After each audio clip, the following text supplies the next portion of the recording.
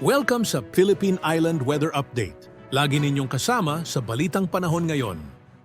Narito na lagay na ating panahon ngayong araw nga ng Lunes, January 27, 2025. Sa ating latest satellite images, makikita natin wala tayong minomonitor na anumang low pressure area, wala rin tayong bagyo sa loob at labas ng Philippine Area of Responsibility. At ngayon nga buwan ng Enero, mukhang po yung chance base sa pinakuling datos natin na magkaroon tayo ng bagyo.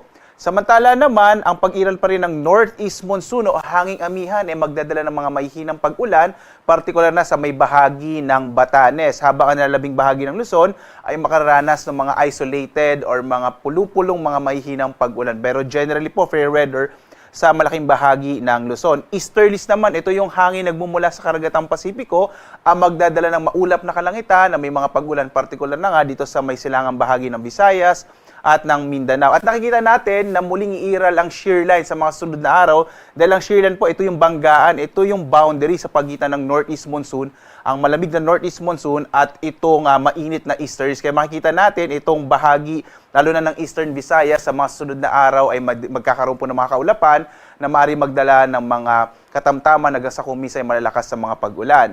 Ang iba pang bahagi ng Visayas at Mindanao ay patuloy na makararanas ng mga isolated rain showers and thunderstorms. Yan ay dulot ng easterlies at mga localized thunderstorms. Dito nga sa Luzon, inaasahan pa rin natin ang mga mahihinang pag-ulan na dulot ng amihan, partikular na sa may bahagi ng Batanes. Samantala naman, sa labing bahagi ng Luzon ay patuloy na makararanas ng mga isolated o pulupulong mahihinang pag-ulan. Pero makikita natin, generally, fair weather, lalo na din sa may kanlurang bahagi ng Luzon. Agwat nga ng temperatura sa luwag, 21 to 30 degrees Celsius. Sa Tuguegarao, 22 to 31 degrees Celsius. 14 to 24 degrees Celsius sa Masabag. Inaasahan natin na patuloy na maaaring bumaba ang temperatura sa may bahagi ng Cordillera. Ito yung area ng Baguio. Sa Metro Manila naman, 23 to 32 degrees Celsius. Sa Tagaytay, 21 to 30 degrees Celsius. Habang sa Legazpi, 23 to 30 degrees Celsius. Sa may bahagi naman ng Palawan, Visayas at Mindanao, is naasahan pa natin ng mga localized thunderstorms sa may area ng Palawan, mga isolated rain showers and thunderstorms. Agwat ang temperatura naman sa Calayan Islands, 25 to 32 degrees Celsius. Sa may Puerto Princesa, 25 to 32 degrees Celsius. Malaki naman yung tsansa na magiging maulan sa may bahagi ng Eastern Visayas. Ito ay dulot ng easterlies at eventually ay magkakaroon tayo ng shear line. Iiral lang shear line na magdadala ng mga pag-ulan sa may bahagi ng Eastern Visayas hanggang Central Visayas sa mga susunod na araw.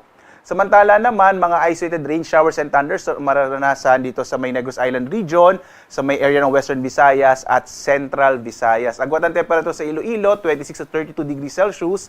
Sa Tacloban, 25 to 31 degrees Celsius. Habang sa Cebu, 26 to 31 degrees Celsius. Samantala, dulot din ng easterlies ay inaasahan din natin ang malaking tsansa ng mga pag-ulan sa may area ng Caraga, partikular na sa Dinagat Island, Surigao del Norte at Surigao del Sur. Malaki rin yung tsansa ng maulang panahon, partikular na sa may lalawigan naman ng Davao Oriental. Sa nalalabing bahagi naman ng Mindanao, mga isolated rain showers and thunderstorms ang mararanasan sa araw na ito. Agwat ang temperatura sa Zamboanga, 24 to 33 degrees Celsius. Sa Cagayan de Oro, 24 to 31 degrees Celsius. Habang sa Davao, 24 to 33 degrees Celsius.